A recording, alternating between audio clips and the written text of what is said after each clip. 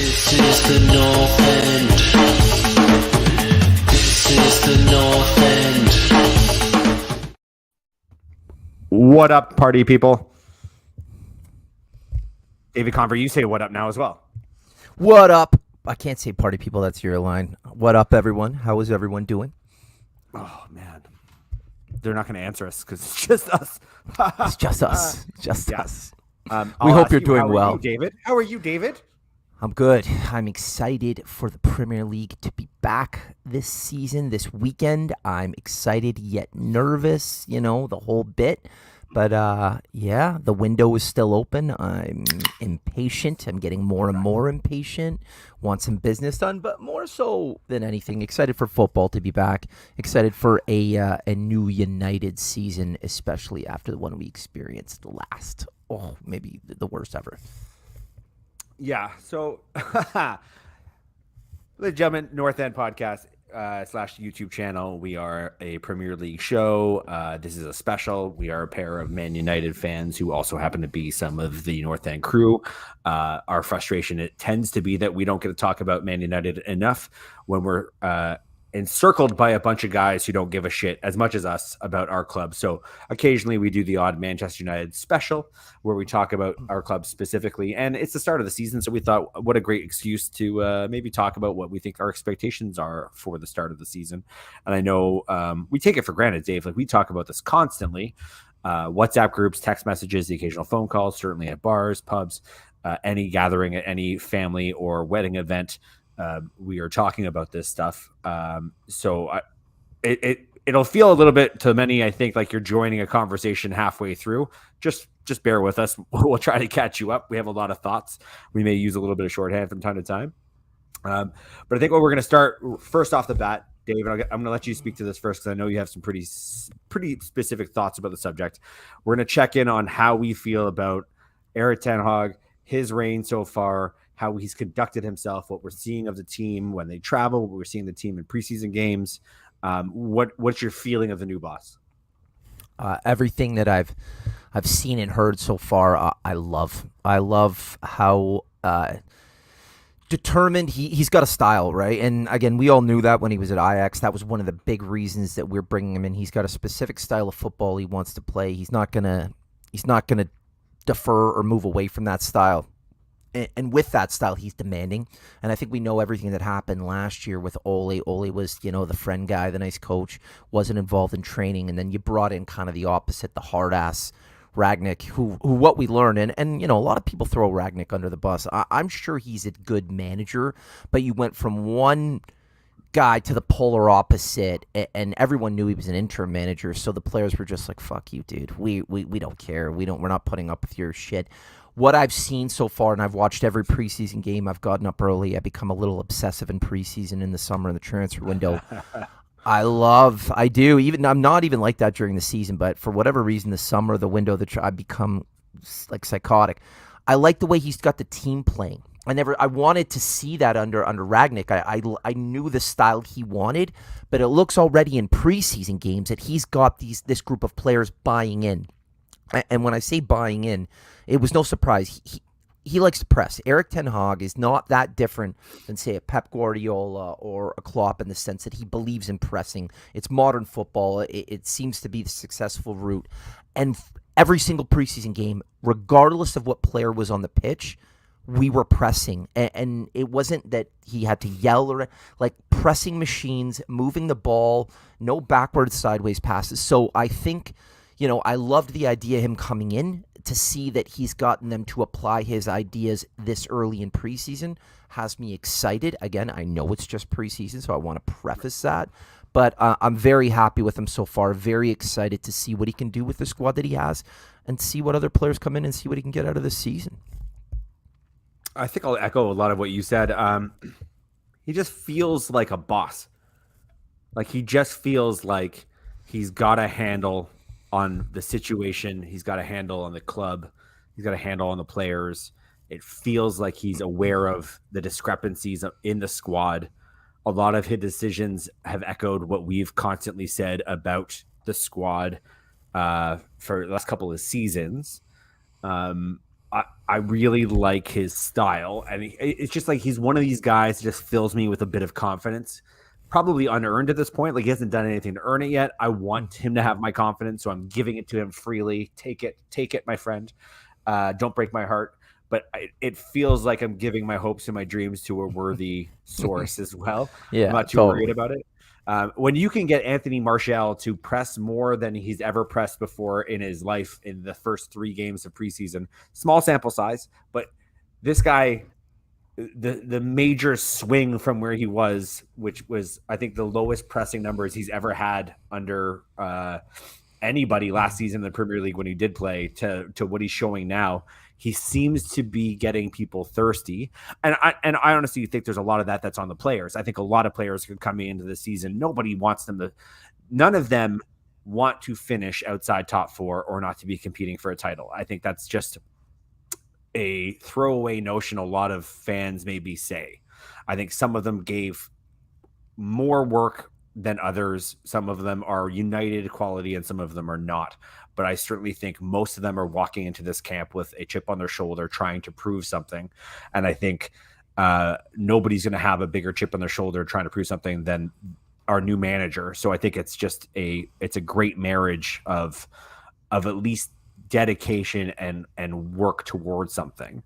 But again, I got to say, so much of what I've seen has just been players that were underperforming, seemingly getting back to a level where they seem to be trying, which is not a high bar. Like that's just getting professionals to be professional again. And the pendulum swing from where we were last season, where it was the worst effort I've ever seen from a Premier League team, let alone a Man United Ever. team. Yeah. Coming in hungry and putting the players, like that's on the players. So I'm still not sure how much of this I'm seeing is Eric. But when a guy walks in and he starts criticizing the blades of the grass, I'm like, okay, well, I mean, meticulous. And I love it. I love it. I love it. One more thing I would add too that I really, really do like, and even when Fergie was there, this wasn't even a Fergie thing, but he leads training. So it's not like when Ole was in charge. I think what Ole did was like, I'm going to basically try to do what Fergie did. Whatever I learned from him, I'm going to do that, which fine, whatever.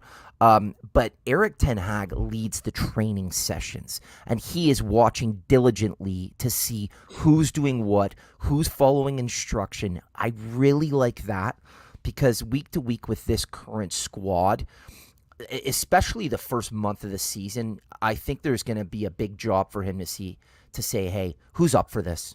And the fact that he's watching as closely he is in training, he'll know instead of just, watching video or what. I like how detail oriented he is. And I like that he's not afraid. Like he's screaming at players in games and in training, swearing good. And they seem to be responding. Right. So that's another thing that I'm really enjoying. So and far, we'll talk so about it a good. little bit further, but if they don't respond, he doesn't seem to be afraid of cracking some whips. No. So yeah, I very early days. I just feel very happy with him as the manager. Yeah. I have more of a sense of excitement than I had with any other manager before, because I always kind of knew every manager before this appointment was never really going to be the one that worked out. Like I liked Jose as an example, but I mean, I knew eventually how that story was going to end. I knew eventually he would turn against the club or a player, and I knew it would go sour. So Scorched earth, Jose. His press conferences were entertaining until they weren't, and I just tried to and get as much entertainment as I could while I could until Scorched Earth took effect. Okay, so let's talk about the new boys, because Erik ten Hag, I mean, this is still a mark of progress for me, and this is maybe giving the team too much credit, or it's such a basic thing maybe I shouldn't even be giving anybody credit for, because it is so goddamn basic. But it does seem like they are bringing in players that fit a system that our manager wants to implement. He is bringing in players that he seems to have identified. He is not relying on a inadequate scouting department who basically got fired and got replaced. He's walking in and going, until you guys get your feet wet and sort yourself out, I know who I want to bring in. I have some targets. Get me these guys. I know there's still a lot of work to do. We're still actively pursuing a lot of players. We're still attached to a lot of players. But the 3 new guys we brought in, Eriksson, I think we can both agree we're super excited about. We're not sure how big yeah. a role he'll have, but he's just a quality player. He's a great addition. Malacia, I had never heard of, and I love that I had never heard of him before because now I'm suddenly giving the sense of this is what we need more of. We need to find these guys that we're not 50 to 60 million. We need to use scouting to get the guys who are 10 or 15 million who can become 50 or 60 million. Again, too early to say what kind of player he is going to be or how excited we should be, but in preseason, he's looked the business. So I will tell you this, and I think you touched on it early on. So what I like about these three players, and we'll get to the players in a second, the fact that Edward Woodard is no longer at the club, and it shows me how much influence Erik ten Hag has already. Malacia wasn't on anybody's radar, and apparently Malacia was being linked. He was very close to signing with another club. I think it was Lille, and Erik ten Hag said, I want this guy. Go get him. We hijacked the deal, and he was a United player 48 hours later because ten Hag knew about him. Eriksson trained with Ajax when he was getting his fitness back. Erik ten Hag knows what kind of player he is. He says, I like him. He'll work in my system. Go get him. Martinez played at Ajax last year. He knows exactly what type of player he is. He says, go get him. So what I'm liking about this is with Woodward gone in the hierarchy, he seems to have, and you remember when Ten Hag came on board, it took a little back and forth between him and United because he was very demanding on what kind of role he would have within being the manager and what kind of say he would have in recruitment and signings. And it appears those agreements are accurate and in place because these players are here strictly because of him. Our whole scouting department has been revamped, so I'm still kind of not sure what's happening behind the scenes there. Right now, he seems to be the scouting department, but this is shrewd business for Eriksson. He's a classy player. We saw him at Brentford. If his fitness levels are still there, and I know you and I go back and forth, if he can stay fit, I think he plays a large role in this season. That's if he can stay fit. Yeah, I agree. I deliberately avoided talking about Martinez because I thought we could go by these players a little bit, so I don't want to glaze over it. He's the guy I'm most excited about. Like, I am saving myself for Martinez because Martinez will be a cult hero at Man United, and I'll call it now. And Liverpool fans will say he's 5'10", that he's officially the shortest center back in the Premier League. Great. He was one of the most aerial dominant players in his league and Champions League last year. 5'10" when you're short, yeah, that's a problem. 5'10" when you're short and have mad hops and can read plays and have good instincts, you will get bullied occasionally, but like it's a survivable thing if you're very good in the air, and his numbers show he's very good in the air. The guy's called the Butcher. Anybody who comes onto a team whose nickname is called the Butcher, he's gonna be a cult hero. But you know what's funny about that? He's gonna be the guy we need, though. He's gonna be a guy I can tell already from just watching a few like a few games he's played, maybe even just one game he's played. Maybe he played one for United. No, he played. I don't know if he. I don't even know if he's played a full game. I think he played the 90. Doesn't matter, Dave. Don't focus on it. Let me have it. The few minutes I've seen him play on the team, I can tell you right away, this guy is going to be somebody who puts fear of God into certain players. Oh, yeah. And he is going to be the guy who calms everybody down when he has the ball. He is exactly what we have missed in our back line. And yeah, he is short, and it wouldn't be great if he was 6'2". Take that size out of the equation, and he has got everything else we were looking for. Ajax's player of the year last year. He loves the manager. Manager loves him. He comes in. He helps implement the system, probably sets the standards for training and practice, probably sets the standard for understanding and relaying instructions to everybody around him, speaks excellent English. I love this signing. I got to tell you, so we've been indoctrinated over the years about getting like really excited about signings. Like I think you and I were both vaguely excited about Telles. I was very excited about Wan-Bissaka. So it's almost like Stockholm syndrome, right? So when this guy came in and I turned on the Rayo Vallecano game last weekend and I was like, okay, I want to see how he does. He'll probably have an adjustment period. He was incredible. Like, and again, reading the play, scanning, tackling. My favorite thing about him, and this just screams out Ten Hag, as soon as he got possession, he grabbed it, looked up, moved quick, and moved the ball. And I was like, hold on, a Man United center back grabbing the ball quickly, reading the play, and distributing it to midfield? I'm sorry, what? Is that a new thing? So that in itself, and yeah, he can time a tackle, technically really sound player. when we paid $50 million for him, I was a little bit like, oh, I don't know. And I watched him. I wasn't like sold on him originally, but read a bunch of articles on him. I agree with you. And again, people who are like, oh, he might be able to get a game here and there. This guy's a nailed-on starter. That left center back position is his unless he's injured, and he's such an upgrade on what we have. The big question, who's going to play next to him? We're not talking about that right now, but I agree with you. This is a phenomenal signing. Everybody you ask outside of like United fans will just talk about his height. Good. Keep talking about his height. Watch him tackle. Watch him play every week. Give it about 3 to 4 weeks. They're not going to be talking about his height anymore. He's a class signing. Very excited about him. On the same page. Again, the point I was making earlier, no red cards last season, and he's called the Butcher. I think he had 2 yellows. That's clean. I love that. But let's not glaze over what is the problem we still have. As much as we can talk here and be like, I like this guy, I'm excited about this guy. Great. Gotta talk about Malacia a little bit. Are we not talking about Malacia? No, I talked about him. Oh, come on. He's been good. Give me 30 seconds. He has been way better than I expected, and you and I discussed this. I was certain he was coming in and we're going to push out Tellus. And same like when Tellus came in, right, Paul? He drove Luke Shaw to have a very good season. We all agree on that. Malacia is going to be our starting left back this season. He's been wonderful in preseason. Against Atletico Madrid, he was our best player by a mile. He gets forward. He moves the ball forward. He tackles and tracks back as well. Luke Shaw doesn't do a lot of those things. We got him for $15 million. Be excited about him as well. I am excited about him. I've just moved on from these players, and I'm bridging into the next subject, which does I not want him to get a little love. I wanted him to get a little love. The reality is, we are not actually happy with our window so far. No, we are not.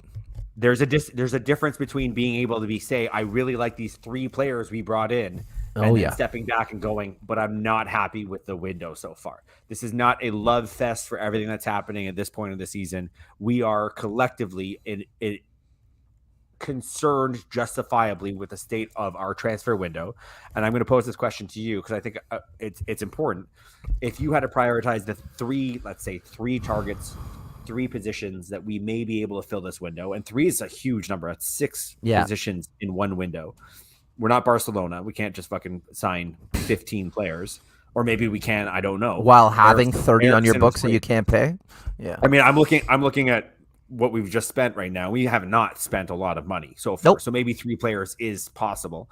But I'm asking you, at this point of this window, what has to happen for us to be satisfied or feel like Man United transfer department, the board, the owners, the Glazers, and Erik ten Hag themselves know what they're doing this transfer window? What do they have to bring across the line to justify us feeling good about it? 2 more things. You need a midfielder. And again, I know it's come up, but I know the De Jong saga we're on week 14. Even if it's not him, or if it's like a Ruben Neves, Sangara, it doesn't matter. You need a midfielder who can play in that 6. Bottom line. It's not up for discussion or debate. You need that. And I think you got to bring in a striker. Like, it's got to be a midfielder and a striker. And if things go incredibly well, a right back. But I would say for things to be good, for us to call it a good window, not like knock your socks off, we need a midfielder and a striker. Not, it'd be nice to get them. We need them. Otherwise, I think it's not a good window. I think midfield we've talked about extensively. I think everybody in the world has talked about it extensively. I think there's a lot of targets. One specifically we're going to spend some time talking about. But who would you say is even out there at striker that at this stage of the summer you could bring in and you could realistically see them contributing? Well, there's one name, right? And we're linked to him, but apparently now 2 or 3 other clubs are, and it's the 19-year-old Šeško from Salzburg in the Austrian league. And he looks a player, but he's 19. I like him. Everyone's, is talking about the Haaland comparisons.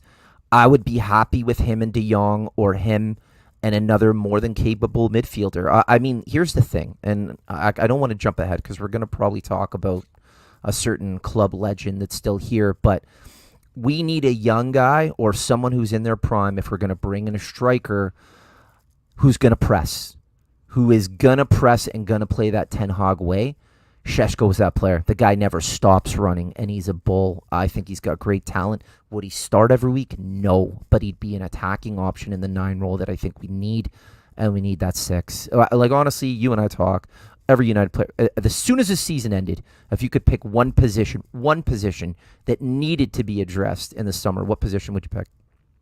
Midfield.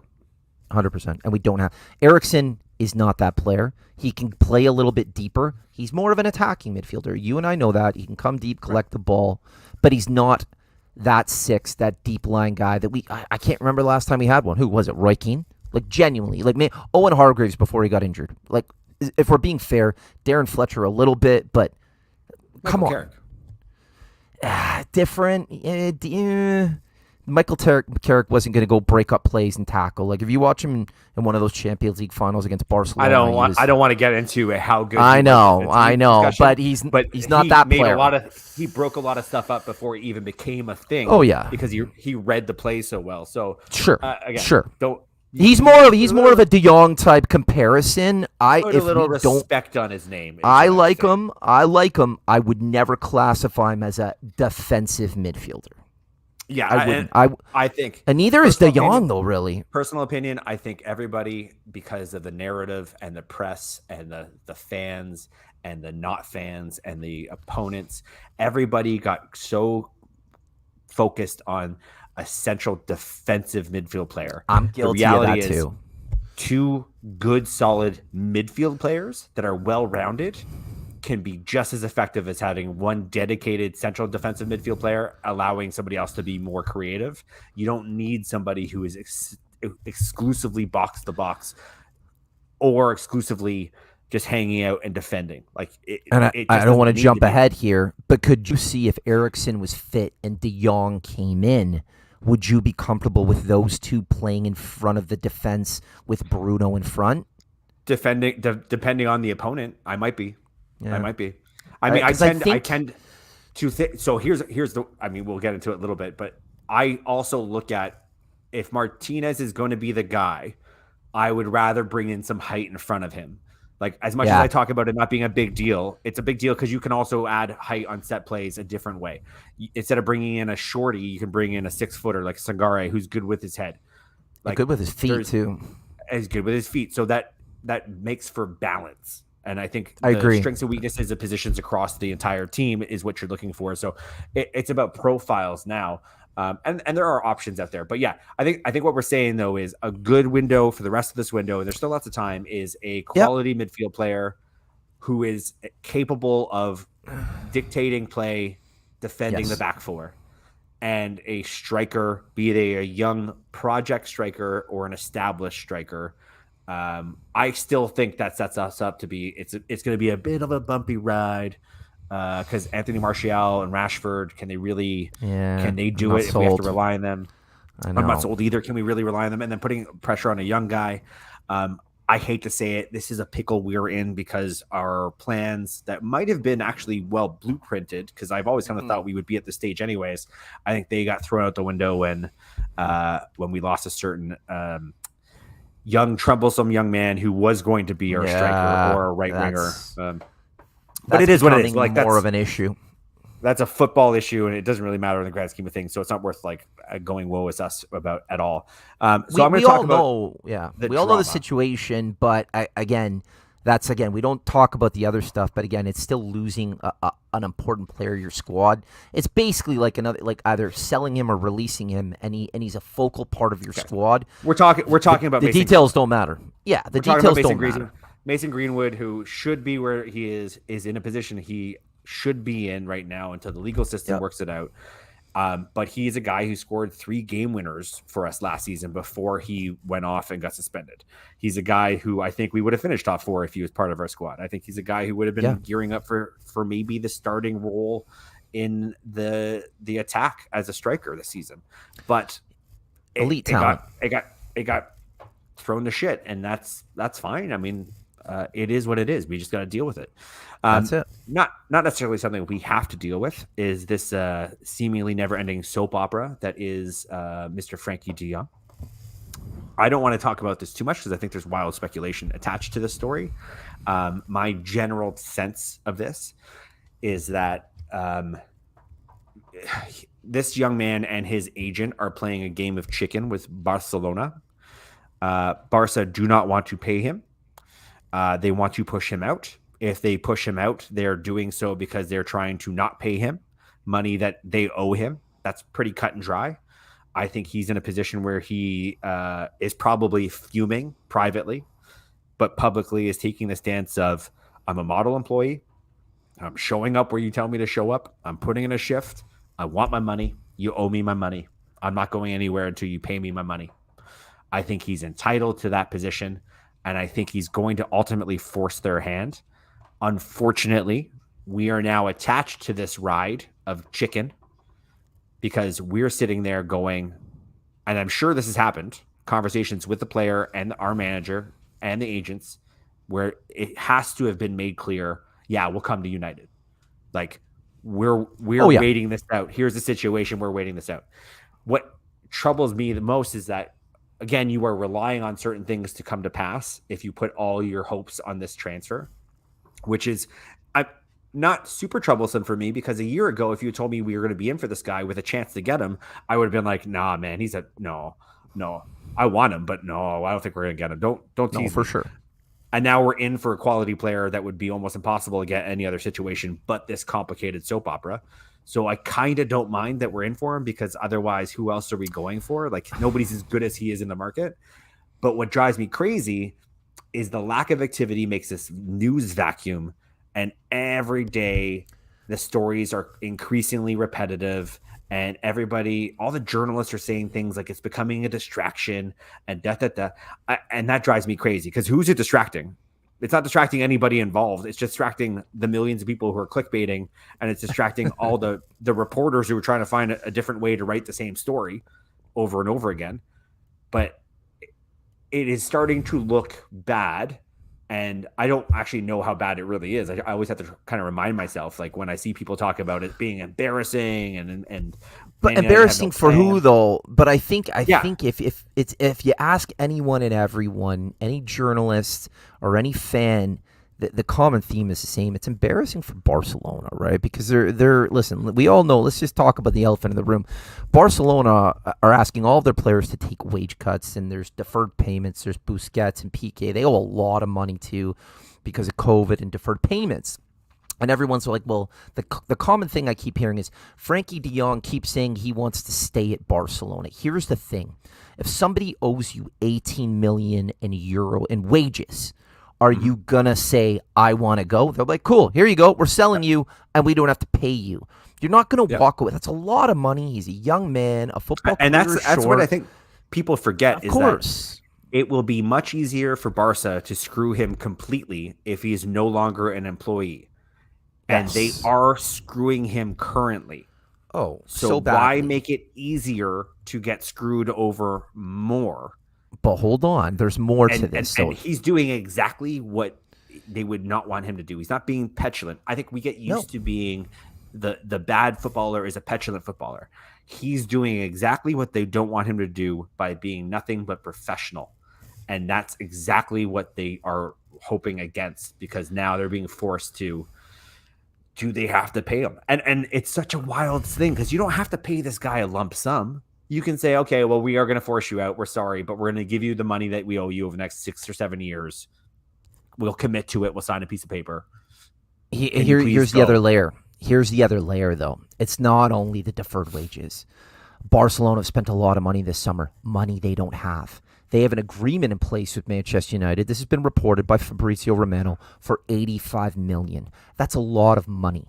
They need that money for a couple of things. One, to cover the spend that they've already made this summer. They need to clear out him and his wages to register players, which they have until August 13th. So we're at an impasse, right, with the player and the club.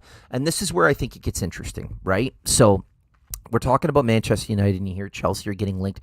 I think how this deal gets done, and there's been some reports of this, and again, you don't know what to believe, is that, and I don't know if I want Frankie de Jong, a couple of things, though. I think Manchester United might have to step in and say, okay, we might take on some of the 18 million. Maybe we'll take on 6 or 7 of it, and Frankie will pay it to you over the next 2 seasons in a bonus, because you nailed it at the beginning. This is a game of chicken, and it's all about the money. But here's what I personally think. Barcelona need to move this player more. Don't get me wrong, I would love Frankie de Jong at Manchester, but Barcelona need to move him more than Manchester United need to get him in. The hand will be And forced within the next week or so. that's why I It's actually going to don't go think down. Man United. I actually don't think it's complicated for Man United. I don't think we have to do not. anything. To be honest, No. it's the transfer window closes after the deadline to register players in La Liga. So Yeah. Barca need him off the books before the transfer window ends. So if it happens, it happens. If it doesn't, we have time to react and sign somebody else because the transfer window would still be open. And I'm sure we're talking to alternatives because You have to. That's my only thing. That's the assumption everybody makes is that we're not talking to anybody else because it's not being leaked who we're talking to. That's actually how it's supposed to be. And of course they're talking to others. They're constantly talking to agents. They're constantly putting out feelers for other clubs. All top clubs do that constantly. Like that's not happening just because it's not being reported by anybody. And I think a lot of people are kind of dealing with the sudden like lack of leaks that are happening now at the club as well, which has been delightful. Do you think they'd be as involved? Hold on. Do you think they'd still be in it this long if they didn't think they have a good chance of getting him? Meaning, no, I was very clear at the start. They have had Yeah. absolutely have had conversations with this guy where it must have been made clear, not even just through the agent. It must have happened through Ten Hag to have a personal relationship with this player where he has talked to him to find out exactly what the score is, what the scoop is. Will he want to come? I want you to come. I don't know, boss. I'm okay. I'm talked into it. Like there's no scenario where that conversation hasn't happened because otherwise they would have just moved on. And it's simple. It's just a simple conclusion to make. It's not shocking. It doesn't mean he doesn't end up here. He might still be fighting with Barcelona. That situation is so messy. It may not resolve itself, but I said it when we started. If you're going to get a player of this quality out of a club that is his dream club, this is kind of the soap opera you have to engage in to get him out of there. And we're not tempting him. He is being pushed. We're here to catch him. Like that's our role in this whole thing. Well, I think the whole thing is this. There's not a bunch of Frankie de Jongs you can just go and get. He's a special player. He has a unique talent and ability you don't see across top-flight European football. And maybe it's a game of chicken all the way down to the wire. But again, I do think the onus is on Barcelona. They've got, like, again, $85 million is a lot of money that they need, and he's on $450K a week. I think we'd have to grossly overpay Frankie de Jong, and I'm not super comfortable with that. But I think you said it, Paul. You don't get a shot at this guy every day, every window. This is a rare moment, and you got to fight for it. And I think that's what United are doing. My only concern is if there's not adequate backup options, and I agree with you. I think that there are, so that if it all does go to shit, and by some weird fluke he ends up going to whatever, or he stays, we need to start pulling the trigger on who the next guy is. But I think you go to the wire for this guy because he's worth it, right? I think pulling the trigger happens after August 13th, which still is 2 weeks away from the end of the like. We just have this gift of time. There's a padding of time. It's not that big a deal. It's on them. It's on them. Let's go to the outs because I think that's the other interesting thing with this season is that it was always going to be a culling season. A lot of players left of their own accord because contracts were up or various other reasons. But we are also now at the stage where if anyone has any kind of value and they're peripheral to the plans of the manager, time to go. Let's raise some money. Let's reinvest that money. Let's actually operate like a regular football team should, not just, buy a player for 50, sell him for 10. Like it's going to be weird to see certain things like academy players like Brandon Williams going for 10 plus million, which is probably going to happen. But is there anybody that I know Telish isn't on this list and he's probably going to be going out on loan to Sevilla. Is there anybody that you're worried? It's official. Or it's official. Great. He went today. I won't miss him. He's terrible. He already posted. He's in Lisbon or wherever. He said thank you to United, and I really appreciate all the support. I'll be rooting for you guys from afar. Yeah, I actually like the guy, but terrible at defending. It's just not good enough. Not good enough. Is there anybody that you were worried they're going to let go that maybe they shouldn't, or do you just feel like we all kind of know who the baggage players are, and let's get as much as we can for them? I'll tell you this: I'm very disappointed that you don't have Phil Jones's picture on this. Because I want to forget that he's there. Yeah. Yeah, and I think it's hard, and I think you alluded to it, right? Like, we pay a certain money for these players, and a lot of them, they don't fulfill their talents. They don't come to fruition. And then I think it's because the stature of the club that we're at, like, you buy a player for 30, you end up selling for 8. Like, it's strongly reported that Bailly is going to Roma on loan for the season with an obligation to buy for $8 million. Bailly's got to go for the simple reason that he's injured all the time. Martinez is there, and we got to thin out the squad. Wan-Bissaka's being linked to Crystal Palace for a return. That would be great. We'd probably have to sell him for half the price, which, again, that's life. We're going to point out that we have a Crystal Palace contributor to the show, and he laughed at that rumor. So I don't know how much of that is just bad journalism connecting him to his old team, or how much of that might actually be happening. But on Sky Sports, they're reporting it, and who knows? But yeah, like the 4 that you've got up here, like Bailly, Wan-Bissaka, Axel Tuanzebe, and Brandon Williams, for me, has never been anywhere near the first team quality. And we've had a couple of guys like that have been hanging on, like a Phil Jones, and it's like, again, with Ten Hag coming in, I want him to look at the squad and see, you hear the term deadwood, and look at some of it, and we need some of that clear out to just happen. I know it's not easy, but like, if you're not knocking on the door and pressing somebody, like, I'm sorry, Brandon Williams is like 4th or 5th choice, and we've got a lot of those guys hanging around. They got to go, and it's not that they got to go because they're taking up jersey numbers. We got to reestablish a quality within the squad that hasn't been there for years. Our squad players are guys that are trying to knock on the door. They have to be guys you look at and be like, you know what? If this guy has a couple more good games, he could earn himself a starting role. These guys don't come anywhere near that caliber. I want him to go so bad because I want the money he represents to reinvest on something. Like, not $10 million for Brandon Williams. If he goes for 10 to 15 million, and that has been rumored because he is a Norwich. Really? When he played for Norwich, he was a Premier League quality left back who also can play right back. Yeah, true. He can't play both sides. Championship players go for 10 million. 10, 20, I've seen this window. It's crazy. If he goes for 10 to 15, I will be like, how much did Pereira go for? Like 15? 15. I was shocked at that too.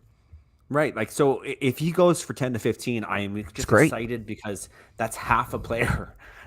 We always seem to be like 10 million short at the end of the window from buying somebody because we spend tons of money, but there has to be a limit. And I just think if we can get some dough just by selling like the 4 guys that you see on camera now, maybe even more, because we'll talk about one superstar in particular. I love where that could happen because I just feel like that's going to get us closer to the quality signings, or those signings that are like maybe worth a punt, like the youngsters that cost 50 million in striker position that we're like, I don't know, you know what? It's 50 million for a young guy. If it's only 20 million of what we actually have set aside for transfers and the rest of it's funded by selling academy guys or dead weight, maybe that decision gets easier to make. Something that's hard in these scenarios, though, and we should call out because I think it gets glossed over quite a bit, is when we sign these players for the bigger money, the 30 million, 50, we sign them to high wages. So selling them is difficult. Ridiculous because clubs are like, I'm not paying Aaron Wan-Bissaka 150 grand a week. We put them in cages made of gold. Exactly, right? So that's the hard part, and that's why some of these players, the Phil Jones and a lot of these other guys, are like, listen, I'll sit on the bench for the next 3 seasons, pay me my 150 grand a week. I'm not getting that anywhere else. That, I think, is the tough part and why it's tougher than people think. Everyone just spouts out, get rid of him. It's not that fucking easy. You know what I mean? There's financial things attached to it. So something to point Phil out. Jones. You think we didn't want to get rid of Phil Jones the past 5 years? Come on. 100 grand a week. Before we gave him an extension. Yeah, I know. So let's talk about the kids that haven't made us mad yet, because they're only full of promise. Who do you think is going to be the academy guy or players? Because it might be more than one this season who actually like pulls a Rashford or a I don't want to use the name, but I'll say Greenwood, whatever. Who makes that break in to become a United player? Oh, I'm going to tell you, and I'm going to tell you right now, it's Garnacho. Garnacho, and I'm going to say it now, a month from now, will be a nailed-on starter in the Manchester United squad. He's nothing short of electric. He has skill. He has ability. He has enough physicality to go in there and play now. He can pass. There's not a lot he doesn't have. You don't get that often. It's what we thought we were buying with like an Ahmad. It's what we thought we were going to get consistently with like, I don't want to put him in the Rashford Martial. This guy, I think, is the future. It might sound like I'm overhyping it. Maybe I am. I believe it. I'm very excited for Garnacho. He was a standout player in the under-23s last year, dominated. Just watching him for 40 or 60 minutes on the weekend, he wasn't even the best player on the field. He was miles better. He was dictating the entire offense. He looks electric. I know it's a stretch. I want him to start on Sunday. Over Rashford, I'm assuming. Yes. Well, Martial, we should call out too. Martial's injured. No, I actually want Martial. I want Rashford. I don't really want Ronaldo starting. We'll get to that. I want Sancho on the right, Rashford up the middle, and I want Garnacho on the left. Interesting. And you'll see him play. He will play on Sunday. We're 5 subs. I hope so. I hope. Oh no, you'll see him. I'll bet you anything. Okay. All right. But moving on, Garner. I think you'll see. No, I'm not Garner. done. I'm not done. Garnacho, Oh, I want to hear. Yeah, I want to hear you talk about Garnacho. He's a very good example of why I'm actually okay with being in the Europa League at this stage of our project. Yeah, because good call. I remember a time when I would watch Tottenham play, and I was like, "Who is this striker? They always seem to be playing in Russia or whatever, God knows what, like Europa League game they were playing in some." Look it up on the dictionary country. They brought in these kids to play those games, and those kids became comfortable. They became confident, and they produced. Harry Kane was one of those kids, and then he started transitioning to being a Premier League regular, and then we all know what happened from there. So if you look at that tournament as being something you want to compete in and you want to win, but also every single one of those games is an opportunity to bed a different starting 11 with maybe the youngsters or the peripheral players, I see this as being a great growth opportunity for so many of our young players. And I love that approach. That's exactly how I would approach the Europa League this season. And I think Garnacho would be a very interesting player to have for that tournament. I think he would be really effective to bring off the bench in certain games where we're maybe pinning other teams back because he's so wily. I don't know if starters in his future because you have to be so consistent and so just watch. So, well, we'll find out. But then James Garner, we talked about him many times. I see him very much being a guy, if he stays around, I hope he stays around, starts every Europa League game, every cup game. I think he offers a lot that we don't currently have in the squad. I think he's better than Scott McTominay as an example. He's not as physical as he is. I don't need him to be because what he does with the ball and his intelligence and his passing ability, he's just a proper midfield player. He's young. He needs experience, but he's good enough for me to compete for a place this year. So I like him. I think from what I've seen, and you know what's kind of weird? I don't know if he was sick or what was going on, but he didn't really play for like the first 3 quarters of preseason, which was annoying to me, and I don't know. I heard things that he was maybe carrying around an injury or something like that. I have a feeling Garner will get loaned out this season, which I wouldn't be terribly mad about. But what I would say is this. If he does get loaned out, it absolutely, without question, has to be to a Premier League club and a Premier League club who plans on utilizing him often. If he does... And the reason I say I think he's going to get loaned out is because I do think Garnacho, and we'll get to Iqbal, but I'm just going to get at it. I think Iqbal stays because I think Iqbal has got the things that Ten Hag, he's technically better. Outside of Eriksen, and I'm not going to put Bruno in the midfield, he's technically better than Fred. He's technically better than McTominay. No offense to Garner. He's technically better than Garner. He takes the ball quick, dribbles it, and moves it. He screams Ten Hag player. He does. Oh, I disagree. On the ball. I disagree with the Garner thing. And James Garner, yeah. Oh, I think he is. I watched James Garner last season in the championship, and that kid is tidy. He is tidy.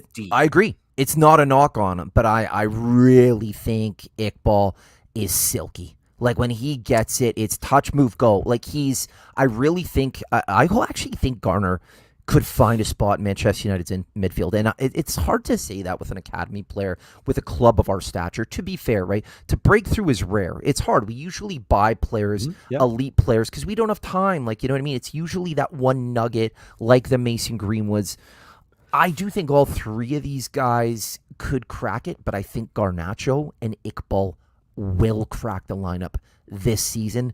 Garner, I think, is knocking on the door, but I would like to see him in a Premier League loan, boss it, and then come back next year and be like, I'm starting in midfield. You've seen it's what not I did a last wild year. disagreement. I'm not going Like to get Gallagher-esque about it. Like Gallagher-esque last year. Listen, no, I'm just going to tell you, I'm not going to call it a massive disagreement. I'm just looking at these three players, and I know the skill level of one has got him into the Argentina national team. I know what he's been doing at the under-23s, and I know what he's been doing in preseason, and I know he's marked to be a special player. I know the other guys had a year of development on loan in the championship and helped promote a team and played fantastic in games that mattered, like against Arsenal in certain cup games. And then the third man out has not done any of these things and has had a really impressive looking couple of games in preseason and probably is the most likely to benefit from a season on loan and getting regular minutes. Maybe. But and again, this is strictly from the eye test, right? From what I see from him, the way, like his technique and ability, I just think he's above Garner in that sense. Garner he's a real nice, like, truth be told, and I know this is an unpopular opinion, Paul, but I genuinely mean this when I say it, and I'm being dead serious. I know people are like, oh, relax.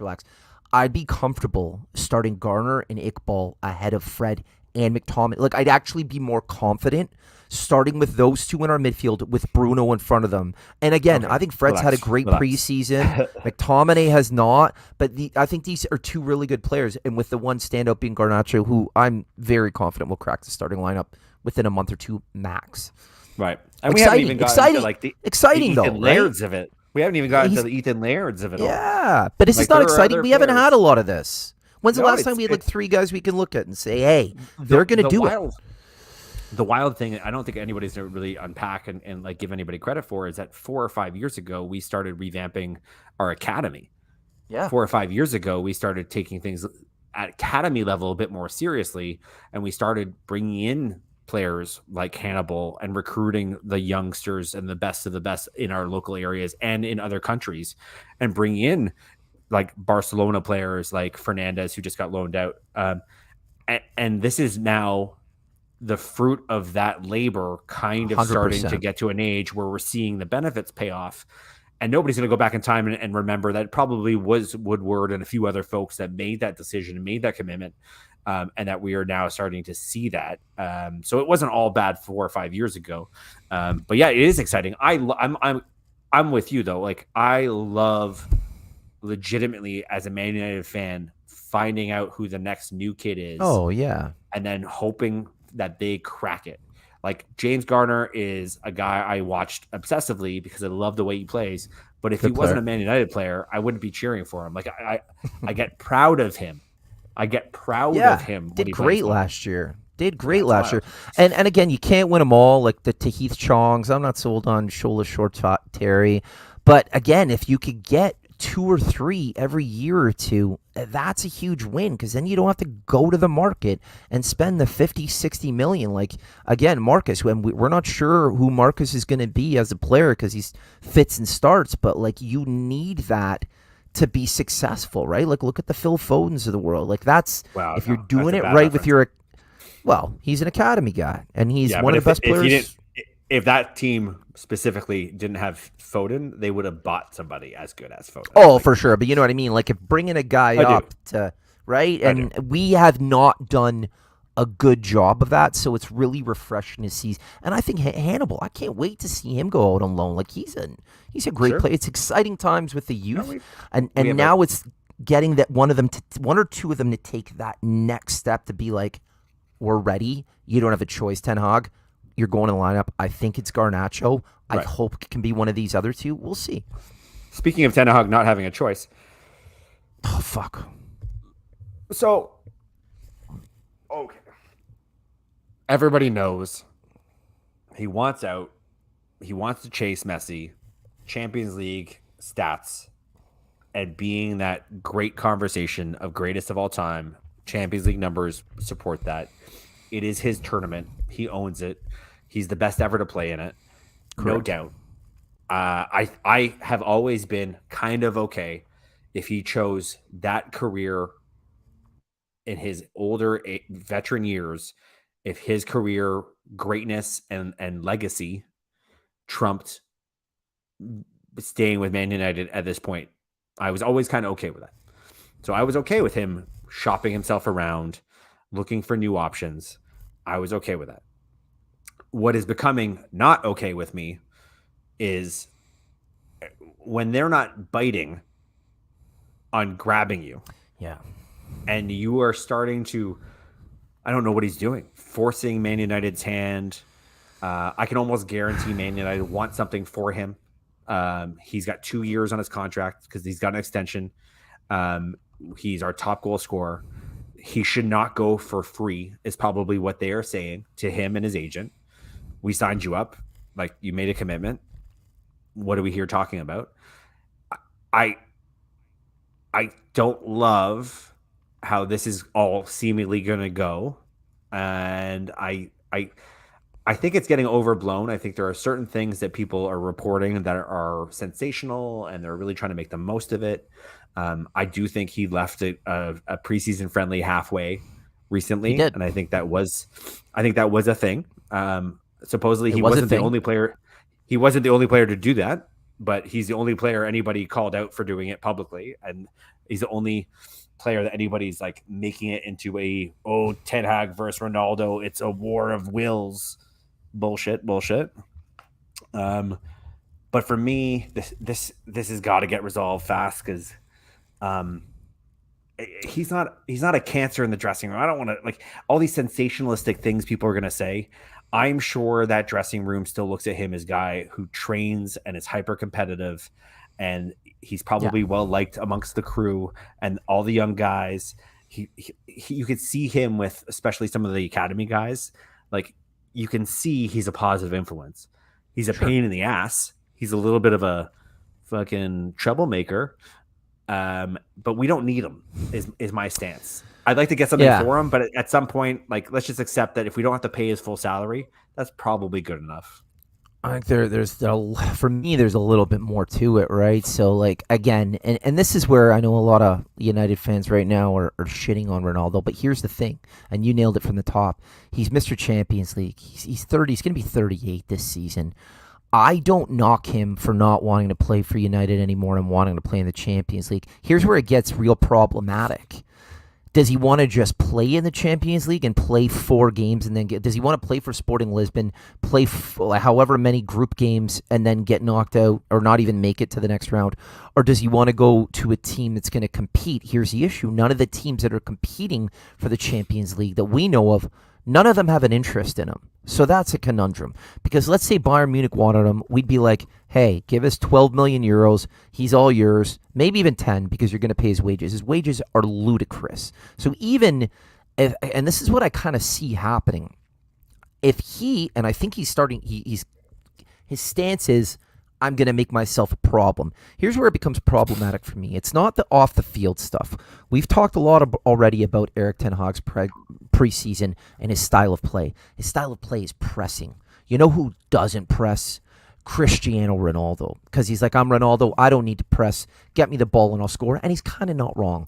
But that's not the direction we're going in.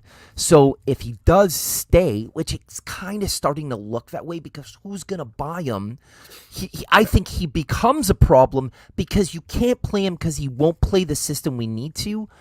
What I ultimately see happening, and I think it's a terrible thing, I think we'll likely have to just release him and say, listen, I know we're not going to get our 10, 20 million because someone would likely pay somewhere in the range of that for him. That's fine. But you're getting rid of a guy who won't play the manager's system, right, and you're getting rid of £450,000 a week off your wage book. But again, you're also, let's be fair, and I don't want this to be pile-on shit on Ronaldo here, you're also getting rid of a world-class striker who gets you goals. So it's a conundrum in every sense of the way. But Paul, you say it all the time, and you remind me, it's like you got to move forward. You get a new manager, a new team, you have a new plan, you got to move forward, and everyone needs to be on board. This guy ain't on board. So more than anything, for us to move forward, I think you have to find a way for him to leave, because there's no way he's going to look Ten Hag in the eye honestly and say, yeah, I'm on board with everything you want to do. I'm going to press and press. I've already watched him for 45 minutes. It's the only game where we didn't do a full press because he was leading the line. It's not going to work with him there. I love Ronaldo like so much. I'm grateful to him. I think he's an all-time great. He's definitely an all-time. He's one of the GOATs, one of arguably, if not the best United players ever. But at this point in time, if we don't part ways with him, we're going to have a problem. I just want it to end. I think it will soon. Like, I don't know. It's I mean, hard. we were straight up planning a trip to go see Ronnie. Like, we were going to go to Man United this next year, I guess early next year. Can it just be about him though? It can't be about him, right? It's got to be. Well, about the it was team the and genesis football. of why we were going to go, so we could go to Old Trafford to watch Ronnie. Sure. Like, that was going to be a big part of it. Swan song, right? Yeah, but again, I don't mind. It's not a betrayal to me if he goes without making life harder for everybody who's trying to clean up the mess that he must know we are in now. He cannot have a reason to dislike Erik Ten Hag because he doesn't know the guy, and he knows he has to know that guy's coming into a bad situation and he's going to have a hard time turning it around. So why be willfully spiteful about trying to get out of that situation and make life harder for this new manager if that's what he's doing? And I think a lot of it is like Ronnie is just Ronnie. Like, he is. Like that conversation that they had during a preseason water break. So much got made of the body language exchange between the two of them, and it's like one of those ones where I mean I looked at it and I was like, well, the still photos look really bad, but if you see it in motion on video, it was a nothing. They could have been talking about like that one guy's owning you and him disagreeing. It could have been a nothing conversation. There was nothing, you know what, inflammatory about it. Here's the thing. Erik Ten Hag's first major test as manager of Manchester United is going to be how he handles the Cristiano Ronaldo situation. Yeah. And what I can gather from Ten Hag so far, just from the time that he's been here, is that he doesn't put up with shit from anyone. He doesn't care about the name on the back of your shirt. Yeah. And if he thinks that this guy's going to be a problem in what he's trying to build, I think he will have no problem sitting him out, not putting him in the team. I don't think he'll have an issue. And I'll tell you what, I think that'll be the thing. If it goes that long and Ronaldo doesn't go anywhere, that'll be the thing that wins the fans over. And if we start winning games and he's not playing, that'll be the sign to say, okay, we got a guy who's not fucking about. I would be straight up calling Van der Sar and going to Ajax and being like, hey, how do you guys like having Cristiano Ronaldo as your starting striker? Huh? Ajax? Huh? How about Anthony for us? Give us Anthony. Yeah. Are you sold on Anthony? I'm sold on the need for a left-footed right winger. Yeah. I am not necessarily sold on him as being I'm not. The price tag is my concern. I think it's so much for a guy that's playing at Ajax that I have an issue with that because I want to stop paying over the barrel kind of prices. Like he's a 25 to 30 million purchase regularly. Like it just shouldn't cost that much. I know why 40 to 50. 40 I know 50. why they value him this much because they've just lost everybody on that team and they can't afford to lose somebody else. So for them, the value is probably pretty true, which it's a stay away price. Like we need them. The Declan Rice situation, right? I just think that we don't need to be spending that kind of money on that. I agree. Player. Yep. Well but said. I say that, and then I also don't know who is out there who's a right winger with a left foot. Like the wand of a left foot right winger. Ziyech is like if he was a very low price deal, I'd maybe consider him, but that's kind of an uninspiring answer, and I don't know, man. I like Ziyech a lot, and the number everyone keeps floating around is 8 million, which is like I would snap your fucking hand off, right? If Ten Hag, who worked with him, still wants to work with him, and he had some questionable quotes about him as a player, which made me feel like he may have been a little bit tricky to deal with. Okay. Like He does seem that way. He said that he was maddening, but it was but like it was almost like a negative and a positive the way he described it. Yeah. Like it wasn't like a full out he's a shit bag, dirt bag, or anything like that, like definitive. It was just enough for me to go, well, maybe he doesn't love the guy. But Player of the year, if he's 2 years in a row. if he's available for 8 million or 10 million, I can't like let's go. Like if he looks at Man United as being a viable option, which he could probably for that price go anywhere in Italy and compete in Champions League or Spain, because he would do very well in those leagues. So he would have to want to be at Man United. He would want to have to come back to a system that's probably very demanding under Ten Hag. So I would counter that and say I would only want him, and like you said, if Ten Hag wanted him. If Ten Hag thought, hey, I got the best out of him out of Ajax, kind of like probably like Martinez, I can get the best out of him here, I'd be all on board. Like I almost have like absolute blind faith in this guy right now until he kind of proves me wrong, right? Like it's the whole back the manager thing. Yeah. So if he thinks it's right, like if he brought in Malacia, and I don't know, I was a little bit like, who? I'm like, what's going on here? And then I watched him play, and I was like, fuck, man, this guy must have an eye for players. So he's got my undivided trust right now. I think this guy, with his reputation as a coach, if he wants to work with you again, good enough for me. Exactly. Like just good enough for me. Like that's not seeing a scouting report or watching a film or seeing something somebody else is missing. That is, I've worked with him. I know how he's followed. I know his strengths. I know his weaknesses. I know how to use him. I know why he's not performing at Chelsea if it's Ziyech, or I know how I can get him to continue his trajectory if it's Anthony, because that has to be what he's about, is like a trajectory thing. Like I know where he'll be in 2 or 3 years when he settles down a couple of things, and I can help him get there. But he's not the finished deal now. I hope, because I wouldn't want to buy him if that's what it is. Anyways, so let's get to the heart of it. Expectations for the season. Ooh. Come on now. Come on. Okay. So my heart is telling me 4th. My brain is telling me anywhere between 4th and 6th. Mm-hmm. I'm going to go with 4th. And I know it's a bit of a stretch. I want to just call that out. I know it's a stretch given how good Arsenal and Chelsea are. But the bet is on the manager. The bet is that he's just going to get the best out of this squad. I think Jadon Sancho's going to have a great season. I really hope he can revitalize Martial and Rashford. I think a lot of people are sleeping on Sancho. And a lot of people are like, yeah, he wasn't that good last year. And they're just kind of like, all right, well, we didn't win a single game when he didn't play. He's legit, man. He's our best attacker, and it's not even close. Like in preseason, he looked absolute world class. I think he's had that hungry. He came in a shit show season. There's a manager here. He's playing on the right side. He looks great. I can't wait to watch him. He gets tonsillitis a lot. What is that though? He's like he was sick for 4 days the other day. Like he's back in training, I think today, and I was just like, dude, why? I don't know. That's weird, but really good. Tonsillitis, so that's what ruined it the end of last season. Yeah, but like 4 to 6, and again, very dependent on our remaining transfer business. Because if it's not Europa? good, I mean, Europa's hard.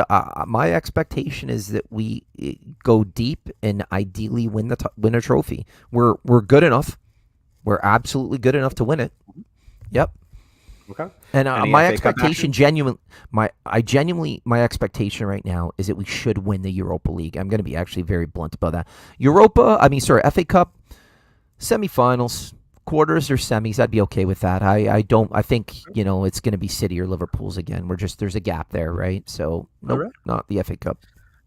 I think I agree with everything you said. I am less optimistic about the 4 to 6. I think 5 to 6 probably is. I think probably 4 more realistic. But that changes depending on who we sign and what else happens in the remainder. With a lot of transfer windows still to happen. My expectations for the season is that we start to see a defined style of play. Yeah. that we see continued improvement within that style of play, that we have clankers where we are failing to implement the vision of that style of play. I think we're going to get exposed a few times because Of course. you can't have growing pains. Like that's just going to be a thing that happens, and people are going to overreact, and people are going to talk about is Ten Hag out of his element because we just lost 5-1 to Everton, fill in the blank, whoever ends up being. But I think that's fine if you go into it knowing that's part of the process, which pundits won't say and opponent fans won't say, but Man United fans, if you can all hold hands and accept it, maybe we can get through this season without calling for the heads of people, which would be nice. I think Rashford's going to have a resurgent season. I think Sancho's going to have a really good season. I actually suspect Martial's going to be much better this season than he has been in the past. I think our defense is going to improve significantly. I can guarantee more enjoyment watching this style of play than I have seen in a few years. I will say Ole's style of play was frustrating and it wasn't tactically great, but the drama was always there. And no, you're gonna have a hard time beating how much I enjoyed watching some of That was Ole's fun. games. Coming from behind, like all those, yeah, winning Constantly away. coming from behind, always coming in good. to win late. So I don't expect us to top that, but I do expect us to be like That was fun. getting to a point by the end of the season where we're scoring more of those tap-in goals, more of those we are getting close to that tap-in because the system got us that tap-in. We haven't seen that in 4 or 5 years, so I'm hoping by the end of the season we get closer to that. So can I ask you a couple of questions because I think it's important, and I think the one thing that a lot of people, everyone's doing their predictions for the season, where's everyone's going to finish, and no one really talks about this huge thing, and it's called health, like staying fit. We saw what happened to Chelsea's wingbacks last year, and they fell apart, right? They did. So, I mean, so this alludes to my first question, Raphael Varane. I thought he had a very underwhelming first season, and he was injured quite a bit. What are your expectations for him this season? Oh, I don't know. He's 29. He's injury prone. He was injury prone when we got him. He tends to get injured, I think, more on international duty than anything else, which is really fucking frustrating to me. He was class when he played for us. Like, our record when he was in the center back position beside Maguire was so much better than when we were going back to Lindelof. And it wasn't about Lindelof necessarily. I hope he can find his feet and get to a place where and I'm not necessarily a guy who shits on Maguire, but wouldn't it be great if our what happened is based on merit alone?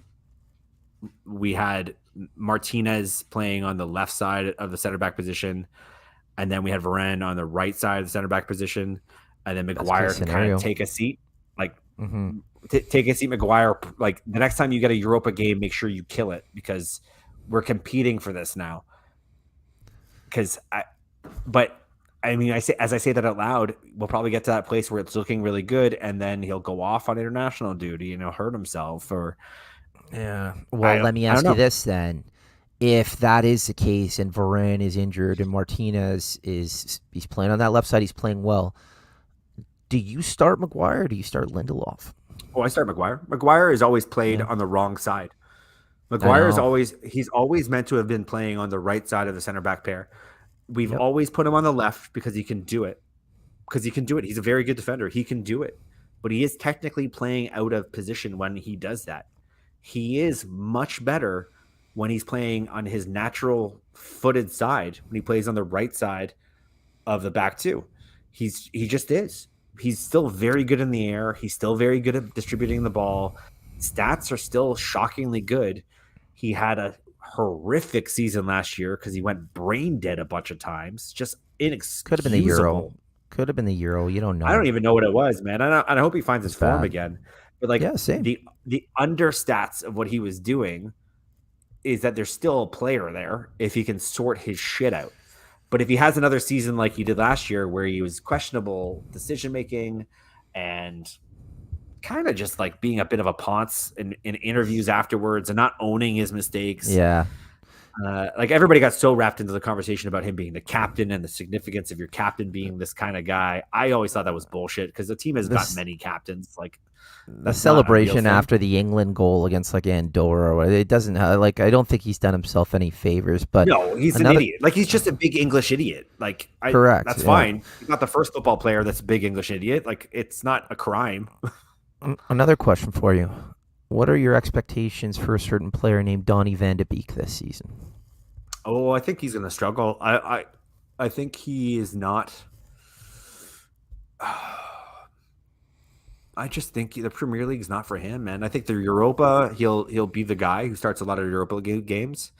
I think he'll play well there. I think he'll be very good as a beneficiary of this new five sub rule. I think he'll start the occasional game, but I don't necessarily, based on what he did on the preseason, which was not bad, not good, just kind of kept the ball moving. Wasn't enough. And maybe that's all he needs to do is be the guy who keeps the ball moving. I have not a lot of hopes. I have one take on him, just one, because I think he's a good footballer. I think he's genuinely a step behind the pace at this level. Like I think the Eredivisie or Serie A, any one of those leagues where it's a little slower, I think he's an elite player. I watch him play in the Man United team, and I know it's like very basic, but he's too slow. Like he can't run at an adequate speed to keep up with the pace of play. Other than that, his football IQ is through the roof. Anthony Elanga, what are your expectations for him this season? I don't love Elanga. He's such a young guy, so it's not like I don't think he's got it. I think he's got something. Does he do this or does he do this? Does he keep going forward or does he regress? He needs to start playing on his left. Like he's not a right winger. He needs to start playing on the left side or down the middle. We're not doing anybody favors by playing them out on the right, Rashford or Elanga. Elanga is so young that I think he'll play anywhere he can get a position or time. I have this wild theory that it actually looked pretty good the few times I've seen him fill in at right back, where he can really use that burst of speed he has. But yeah, I don't think this is going to be a big Elanga season. No, I think the emergence of Garnacho will hurt him, right? Because there's not a lot of spots available along the front. I think he kind of broke through when we were playing, even at academy level, maybe a little bit more of the counter attack that Ole wanted to play because his speed is so crazy. But when he's trying to break down a defender one-on-one and the defender's giving him some space and just like letting him make the move, he doesn't seem to have the bag of tricks or the skill set or the brain to like beat it. So he's a bit of a speed merchant, which you want to have those guys available. Sometimes you're going to have to sit back against a Manchester City and you're going to want to catch them on the break, and having a guy who's lightning like that will be useful, but I don't see him having a big season. So I'd like to make one final point because you really hit on something. So that trickery that you need, that elusiveness, and I don't even think, I know Jadon Sancho has that, and I saw a lot of it in preseason. I think Garnacho has that. I don't think Rashford or Martial have it. And I think if you can get Sancho making that right side his own just for this season, and Garnacho has the emergence, and you get a capable number 10 with Bruno in a decent enough midfield. Because my one takeaway the last 3 games of preseason, and this is the thing that's scaring me going most into this season, and we haven't really talked about it, is who's going to score the goals. And I'm still worried. As much as I'm worried about our midfield, probably still midfield number 1, I'm equally worried about where the goals are going to come from. Well, I mean, we are going to go this season where Bruno Fernandes takes us. Like, we've left him out of the entire conversation, but I think it's only because we all know how good he can be. But he needs to find his feet again. He needs to find that freedom within a system to be involved and score outrageous goals that we know he can score, to be a 10 that can score that kind of goal contribution, and to set up that many goals will be huge. Rashford, is a 20 goal scorer. He's got it in him. He's done it before In the multiple league? times. No, but in like 20 league goals. I know everyone says like Well, 20 goals in a season, but like we need people to he's had bring them in 11. week He's out. had 11. He's had 12. That's not bad. Martial's had 15, I think, before. Yeah. Van Like Hall. Yeah. these start to add up if they can all contribute. With Bruno having a resurgent season again, Yeah. with Sancho finding his boots, which I think he will. I think he Some starts to goals. score more and Yeah. get some more assists. I think it's stupid shit. Like we had such a fucking stupid season last year for not scoring goals off set plays. Like that was so wild. I think this season we have to have a less of a jinx season where I think we're going to score more set play goals. I think you're going to get 4 or 5 this season from a Harry Maguire, a Raphael Varane, like just contribution from the defense. Yeah. Set plays, No, I agree. ugly goals, fighting guys in the box. I think all that starts to add up, and we're less reliant on Ronaldo, who he scored 20 goals, but he was like this sun, and everything revolved around him, and nobody else had the space or room to score themselves. Let's take that sun out of the equation and let the other guys score and distribute the scoring around themselves. And we haven't even talked about, like, that's not including the possibility of signing a young striker. Exactly. And a few other, like, maybe academy guys step up. So I think goals are there. I think the system creates more goals. I feel pretty comfortable that we're going to score some goals this season. Weird, quick, out of nowhere question. If Ronaldo goes, and I think we've both been very clear, it would be the best thing for the club, and we don't bring in a young striker, if we set up the right way, and I've always wondered this, and no one ever talks about it, does Bruno work in a false nine? I have no idea. I think he's built for that, though, or he's that type of player, though, isn't he? Because and the reason I say that, kind of like a Kai Havertz, one thing only, he can score goals, and that's what I mean by that. He is at his best when he has the freedom, the complete freedom to just fuck about the pitch and go where he wants when he wants. Ole gave that to him right away. Ole saw it, gave it to him right away. Nobody's going to give credit to Ole. Nobody's going to call him anything than a gym teacher, but he said, this system is going to be about you fucking doing whatever you want. Go score some goals. And he did it. He gave him the Cantona treatment. He said, you go do whatever you need to do. Yeah. And he did it. And I mean, how tactical it is, I don't think that's tactical at all, but I think it's just seeing a guy for what he is and saying, go, have the freedom of the pitch. Ten Hag won't do that, man. I don't think Bruno does well in any system that's defined to the, not that he doesn't do well. He doesn't hit those heights that he hit before. No. Can he play as a false nine? I'm sure he can. He's a very talented football player. Do I actually understand what a false nine really is? Can I see it all of a sudden? I struggle with it. They basically play a 10 and a 9 while utilizing wingers, which I think, given the squad we have right now, I wouldn't be opposed to it. But I like him in the 10. I would love to see the try. I mean, listen, I like it. Yeah. On the left, Bruno in the middle, Sancho on the right, and Eriksen playing the 10 position, and right? Then two solid, like Fred and McTominay. I don't even care who it is behind them. All of a sudden, I'm like, all right, well, Bruno and Eriksen will know how to play with each other, and everybody else can just hold the width and cross the ball or cut in. I'm okay with the experiment. I just feel like, I don't know, that's so reliant of getting the ball to people's feet in the box. It's not like we're suddenly going to score crosses and headers and basic things that I think we probably have to start getting. You gotta get the ball out wide, and honestly, and this is kind of my last point, I really think from an offensive standpoint, if we stabilize this defense in midfield, and again, everyone shits on the offense from last year, they didn't get the ball as much as they were supposed to at all. So if we can get the ball up to the wings and get some runners going on and get a striker or get Bruno or Eriksen moving up the field, and it's the same thing. It's like, I hate for a baseball analogy, but if you give a player more at-bats, they're going to get on base more. So like giving our offense more of a chance through more of a stabilized midfield and defense, I think we will score more. That's why you talk to every girl at the bar, not just the prettiest. Game of the numbers. Numbers game. Game of the numbers.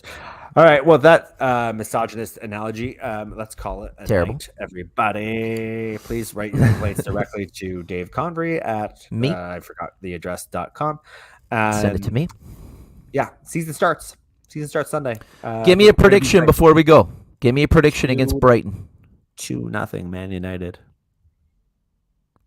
against the I think it's weakened Brighton. What do you mean weekend? Just because they don't have Basuma? Well, it's not just Basuma anymore. Who else did they sell? Corella. Oh yeah. Okay. I'm gonna say we And a super jacked, beyond belief jacked Danny Welbeck. You love Danny. I'm gonna Have say you we seen him? Have you control seen the him? game. Have you seen him? No, Have is you he like? seen- No. Danny Welbeck went the Bayern Munich diet. He is jacked. I hope he stays fit. Honestly, Danny's Oh, a I player, love Danny. man. Danny Danny's a Welbeck. player. I love Danny. I'm gonna say 1-0, but we play well. We control the game. We 1-0 win, and I think it's gonna be good. I'm looking forward to it. I think you're gonna see some surprises with the starting lineup. Well, Got I a hope that we can nacho. be together watching this game I'll watch it with you. because our friend our friend Carlos is in town Saturday. I'm in, man.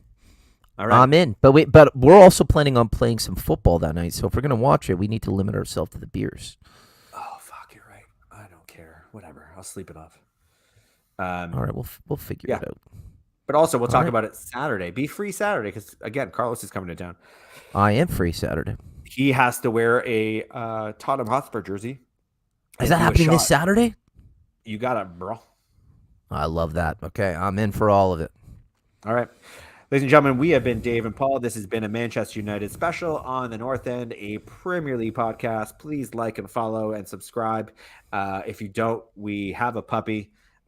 It's with Dave. He will kill the puppy. Oh yeah, I'll get all the addresses and find out, yeah, and he yeah, comes to your which door. is the If puppy. you give the like puppy a pieces of treat, puppy?